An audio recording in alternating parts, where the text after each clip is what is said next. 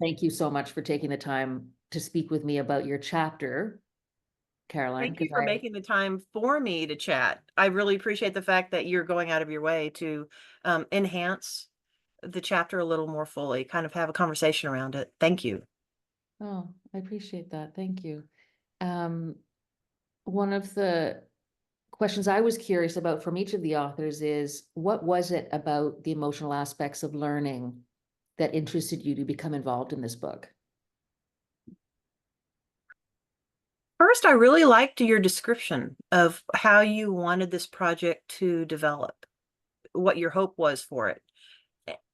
And it struck a chord in me because the, what the topic of your book is focused upon is something that people want to talk about but don't know how to talk about.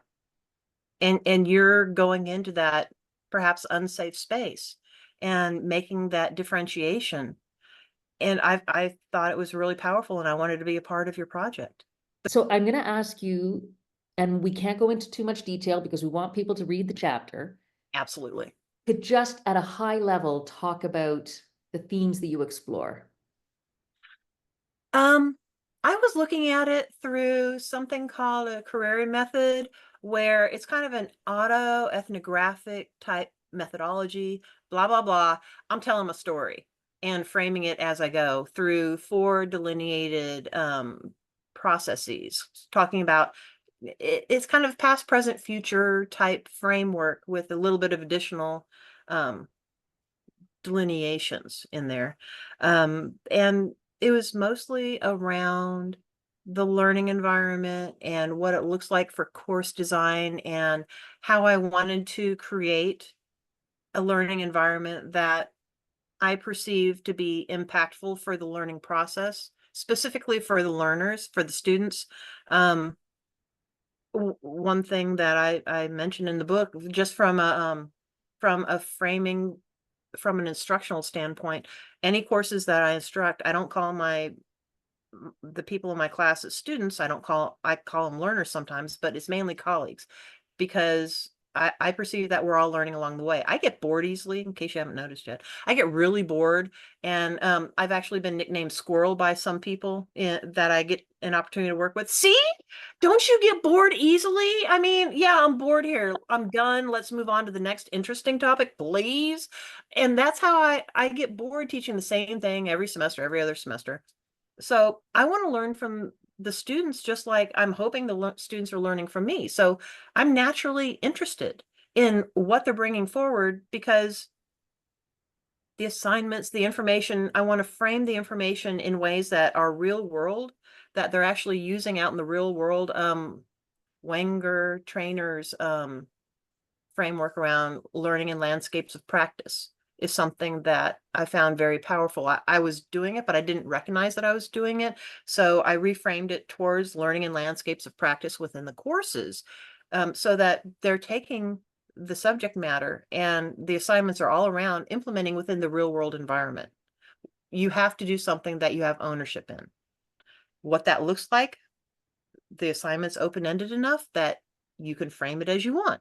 We'll talk about it if you need to, but it has to be something that's powerfully important to you in your real world, because it's not only you that's going to see this subject, but our colleagues in the class are going to see it, as well as the concept is you take it out to your coworkers, your supervisors, their bosses, all the way up the food chain, and hopefully make an impact in the organizational structure in whatever you're doing. So over the years, it's been really powerful, and it's helped a lot of course colleagues, even if they were one-off colleagues that, oh yeah, I think I want to take this class. It helped them move into higher levels of their professional job environment. People didn't recognize how much they knew. People didn't recognize they were working on their master's degree. People didn't know, they weren't sharing the information. So the assignments were pushing them to share, look, I understand this. This is what I'm creating within our work environment, recognizing that they're protecting the name of the organization and whatever. But it's many case studies that are focused around the subject matter in the course. And it made a significant, I'm going far beyond the book chapter.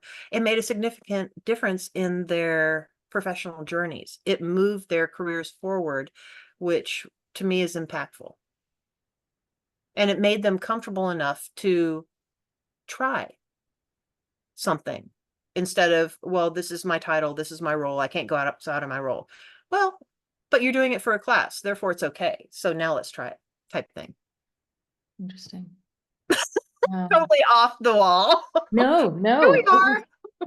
no, that's, it's wonderful. You made me think because I don't know how people don't know what other chapters are in the book at this point, I'm assuming. Oh, but I'm so excited to find out. Okay, so one of the things I did was I interviewed 4 learners.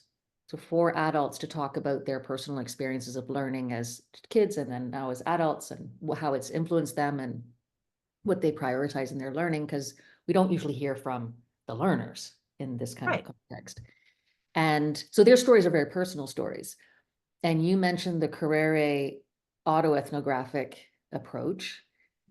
Yours is the most personal of the academic chapters. We've got the 4 learners, but yours is it has similar feel to it in a way.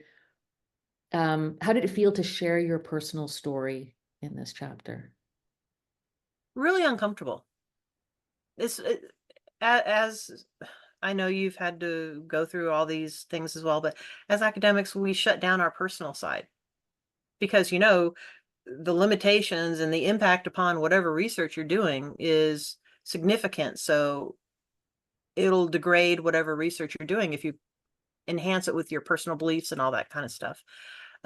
Which is why I happen to like qualitative research versus quantitative. Um, it's an understood that, yeah, you do have a personal viewpoint and lens through which you're viewing the world, but from an ethnographic standpoint, when I'm talking about myself, I'm much more comfortable. Well, I try to be much more comfortable sharing my own stories because I imagine it's going to help someone else down the road. And I find with people that I run by, whether it's colleagues from other universities or people in training and talent development realms, when we start sharing our stories, it becomes much more binding. We're bound within an understanding, and it's not just, oh, well, you're the contract person. It becomes much more of a narrative type storytelling environment where we're all trying to get to the same outcome. Let's try and work together. This is who I am. I'm being transparent who I am. Let's try and move it forward instead of a robot type person. And at, that's one of the reasons I enjoy qualitative research, is because it's much more personal. And I got into primarily qualitative because the stuff I call it junk, the junk that I do, isn't really understood yet. It's not framed enough to go into a quantitative bean counting type understanding. The stuff I like doing is much more on the edge of, we're not really sure what we're doing. Let's try and figure out what this is. That's kind of where my little squirrel brain goes to. It's like, oh, that's interesting. So what's happening here? Okay, nobody else has published on this. Ah, I found a gap in the literature. Oh, let's play with this for a while. Okay, now I'm bored. Move on. I appreciate that. I appreciate that personally and professionally, actually. And that's the best thing about being a consultant is, okay, now I'm done here. Now I get to go play over here, something totally new and different and figure it out. No, I move on to new shiny things all the time. That's all. Exactly. New shiny toys. Exactly. My last question is about what you see as the practical applications of the themes or content you covered in your chapter. How can you see readers applying what they gain from your chapter? I'm hopeful because, as you're well aware, for trainers, teachers, we instruct the way that we've been taught until we know anything different, until we're pushed outside of our comfort zone or it's just not working for us anymore.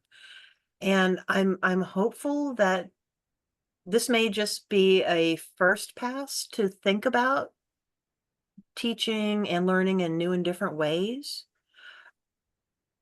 but just having a different understanding of, oh, people do things differently. Maybe I'm not reaching my student as from a performance improvement standpoint. Maybe I'm not reaching my students, my learners, my attendees as well as I'd want to. How could I change that up a little bit? And that's happening. I think it's happening in academia, all the way from K to 12 through doctoral studies. I think there's a really interesting shift going on, but I also think there's a really interesting shift going on in training and talent development in organizations and military, all those realms as well. And it's kind of earth-shaking, potentially earth-shattering differentiations. And the old guard are not necessarily comfortable with changing from the talking head into an engaged attendee, an engaged trainee, an engaged learner, colleague, whatever you want to call the person.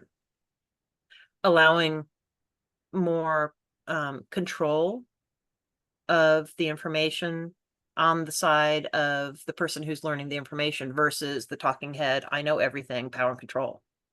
I find it wildly interesting, and especially within the economic world and the things that are going on culturally, socially. All these things are happening at the same time. I think it's just wild. So why not try and offer differentiated ways of thinking about things? That was brilliant. Thank you. Deep. Thank you, Caroline. That was great. No, I really appreciate everything you shared today. Thank you. This book is going to make a huge difference. I think I truly believe this book is going to make a huge difference. You're bringing forward a lot that will positively impact. I'm hopeful. But yeah, we. Because I didn't write anything in it, so I can't But really. you're bringing it forward. You're pulling it together. Go team, go team.